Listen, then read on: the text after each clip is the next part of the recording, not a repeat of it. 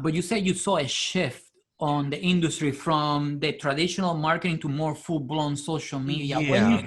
When you noticed that? So I think it definitely would be within the last 48 months. But, I would call there's active marketing and passive marketing. In my mindset, passive marketing, I would call print ads, reaching out to people in your network and hoping that one day they'll remember to think of you for a referral. And active marketing is, the Gary V style, you know, take a segment, you make a video, you interview someone on Facebook Live, you talk for 15 minutes on Facebook Live, you take 3-4 snapshots from that, you post it on Instagram, you post it on Twitter, you post it on LinkedIn, right? You just find one piece of content that can have 30 different things in it. So now what I'm doing, especially since the pandemic, forget my podcast, but I'm teaching 3 to 4 classes a week online for young professionals since the pandemic started, all through Zoom. And it's on relationships, on life, on business, on cult, right? Just being a young professional, right? 20s to 40s. And I'm recording those classes and then sending it to my video editor and saying, pull chunks, right? And just, so it costs me X amount of dollars per month.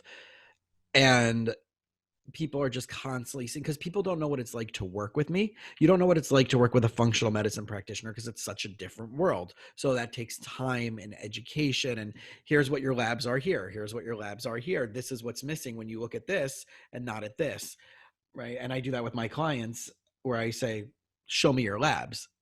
Oh, here's why you're completely stressed out. It's not an emotional thing. Your biochemistry's off, and we just got to get you hooked up on some supplements, and then we can talk about therapy.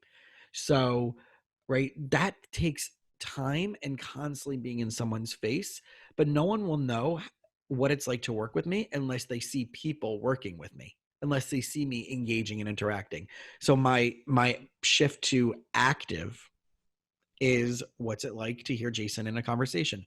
What's it like to hear Jason coaching someone? What's it like to hear Jason giving a class with 15 young professionals and calling them out on something that they're asking and being right between the eyes and saying, here's where you're right, here's where you're wrong, here's what you can do differently.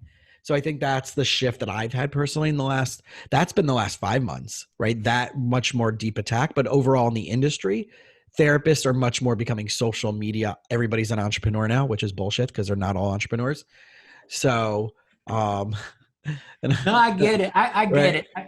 But the push of being in social digital media, I think, has been a necessity. And if you're not on social digital media, if you don't have a footprint consistently, meaning on a daily basis, you're behind. You're not in that world.